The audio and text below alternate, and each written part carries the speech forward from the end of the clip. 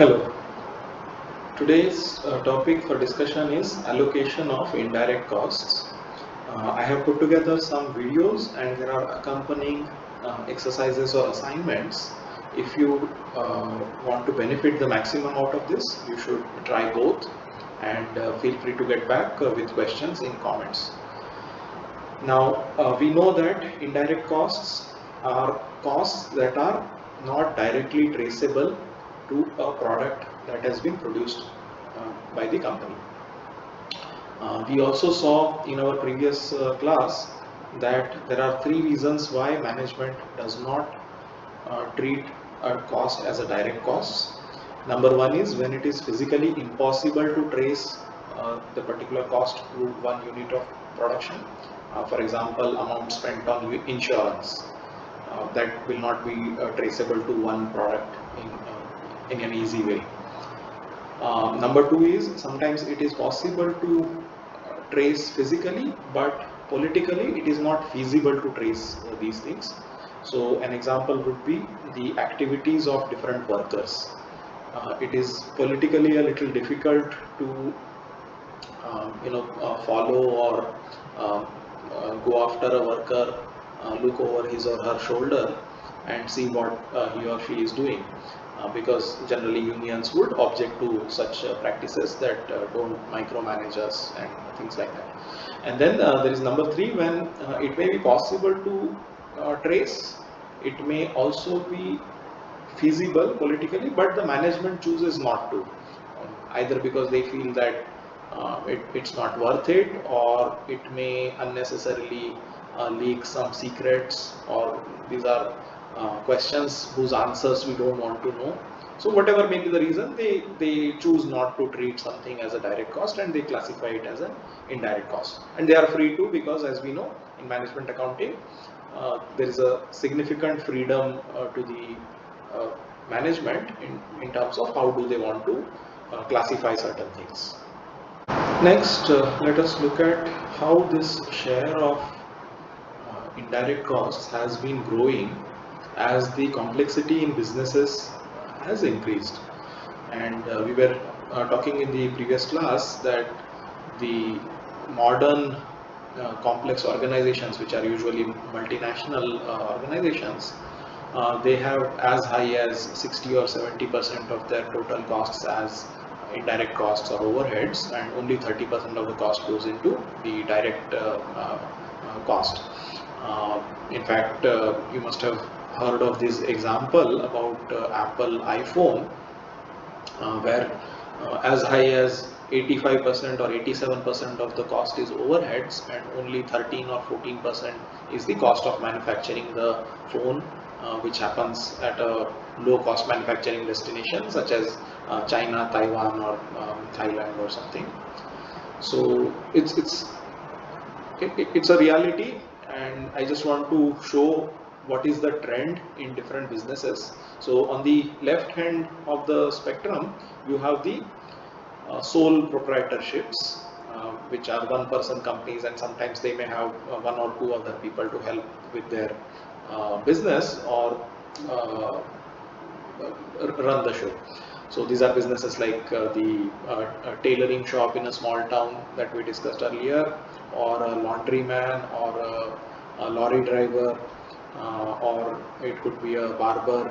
So these are people who spend most of their time in serving the customers that they have. So whatever is their output from their business or profession, that is their main activity. You won't find anybody in a tailor shop doing some bookkeeping or preparing an Excel sheet or any such thing, because most of the time goes into the stitching and cutting and all that, and similarly for the other people also. So hardly about maybe 5% or 10% of their total costs go into some overheads, maybe some establishment costs, but otherwise bulk of the items are direct costs. If we move to a small business or an SME, then these are organizations such as a job work or a small manufacturing plant or a nursing home or a restaurant. So these places you find maybe about 10 to 50 employees. So there are associated issues such as maintaining their payroll, uh, paying their salaries on time, some other compliances because you have employees now. Then you need to supervise the employees. You may have to give them uniforms. You may have to do several such things which are not directly activities that result in uh, a unit of production. So these are all indirect activities, which still uh, increased. I mean, it is higher than a sole proprietorship, but nothing compared to the 70% that we talked about earlier. Then next comes is the commoditized businesses. So these are usually single product companies which uh, are commodities, which means there is extreme standardization and no difference between a manufacturer A and a manufacturer B. So let us say mining companies, or you could take example of agro processing, say items like sugar or um, uh, turmeric powder or spices or some such things. Then cement or power generation or petroleum. So all these are highly standardized products, and usually a company that deals with that, say Coal India Limited, does not get into other businesses. So typically these are one product companies, and that to a commoditized business. So in these commodity businesses, the operations are relatively repetitive. So if you take any one day and compare it with another day, you would not find much of a difference in these companies. So they keep doing the same thing again and again. So to that level, there is predictability and simplicity. So they need uh, some amount of supervision, and there may be some issues at the head office level. For example, at what price to buy and whom to buy from and where to sell and all these things. But these are not unique or one-time events. These are all repetitive events generally. So the overheads are definitely larger than what we saw earlier as a percentage, because these are bigger and more complex organizations, but they are not as high as, again, what we will see in the coming slides. The next complication comes in is a single product but a specialized product companies, where the product of company A is different from a company B. For example, batteries. So we know that there are batteries from Exide and Amazon and maybe Luminous and some others, but they all have their own unique features. Some are good in auto applications, some are more green, that means environmentally friendly, some are better for static stationary applications like inverters. So but there is some differentiation, but if you look at any one company, they keep doing the same thing again and again. I mean, they don't get into a different business. So these are all single product companies. Another example would be these makers of chips, computer chips or processors, such as Intel or AMD, or graphical processing of NVIDIA and others. So they again have their own special know-hows and things that they want to do, and what we call as in marketing differentiators, and they have spent significant resources on R&D and branding and so on, but they usually don't get into multi-products. So as a result, their complexity is less than their other counterparts. Similarly, you will see that tires company generally keeps selling tires, and they don't think of starting to make batteries or other components. Another example I can think of is bicycle manufacturers. So they are also, it's not a very complex technology, but to my knowledge, most bicycle makers keep making only bicycles. Within that, they may have a range, but they don't really start doing something else. So this is a simpler product because they have to keep dealing with the same suppliers, they have to keep dealing with the same distribution partners, they have a same set of machines and standards and everything. So it's a relatively simpler business where the overheads are less than a multi-product business. A multi-product company such as a fast-moving consumer goods or an electronics product maker, say Samsung. So these places you will find that they have not only R&D for one product, they have R&D for multiple products, and then the management has to keep making decisions about where to spend more. Should it be, say, in the case of Samsung, should it be on displays? Should it be on the whole mobile phone? Should it be on batteries? Or should it be on something else? All these consumer appliances like fridge and TV and all that. So these are means one of the things, and naturally you need more efforts in coordination and supervision and all that as your complexity in the business grows. And usually these businesses are also multinational businesses. They have presence in several locations. So they have as high as maybe 50 or 60% of the total costs as overheads. Lastly, we have these conglomerates. To give an example, maybe Reliance, maybe ITC, General Electric, where I worked. Then in South Korea, there is a category of conglomerates known as chaebols.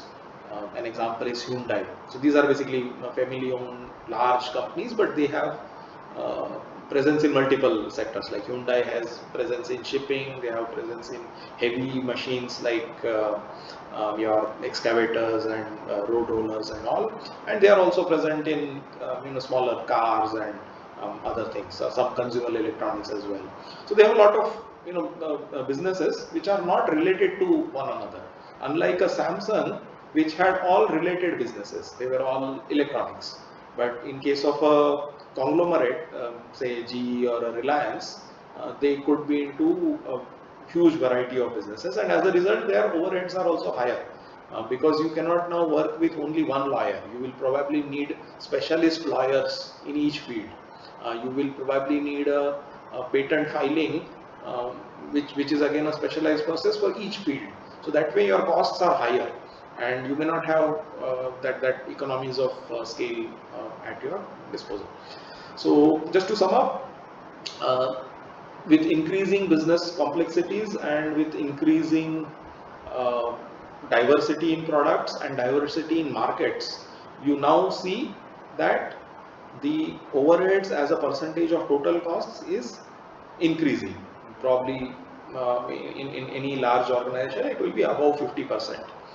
So that is the takeaway from this. Unlike a small one person or a few person setup where it is hardly 5% or 10% and one need not worry too much about it. But these conglomerates, since most of their cost is overheads, they need to worry about what to do about it. Now, next, where are all these overheads lying? Just to give an example, for a large business, you will find that a lot of costs are going in product development because their product is not a run-of-the-mill standard product. It's a advanced and developed product in which a lot of investment has gone in. Another overhead is in marketing of the product. That when you start a campaign, you hire some brand ambassadors, you book slots on TV, and then spend on this. So these are again major overheads, and sometimes you do it only for the whole conglomerate. I mean, you are just building brand not for selling one unit, you are building brand as a whole. Then some of the activities which are not directly production but supporting the production. So examples I have listed are maintenance, material handling such as storage of materials, moving them from one place to another, within the plant, outside the plant, safety. So safety, there may be a safety officer, there may be some trainings, there may be a lot of these things happening. Quality is another thing. So these are all support functions which don't directly uh, produce your unit of output, but they help in it. So that is why they are not traceable usually. You can't say that I purchased a forklift for moving material from place A to place B. Now, where this cost should go? Because in its lifetime, the forklift may move uh, tons of material, thousands of tons of material.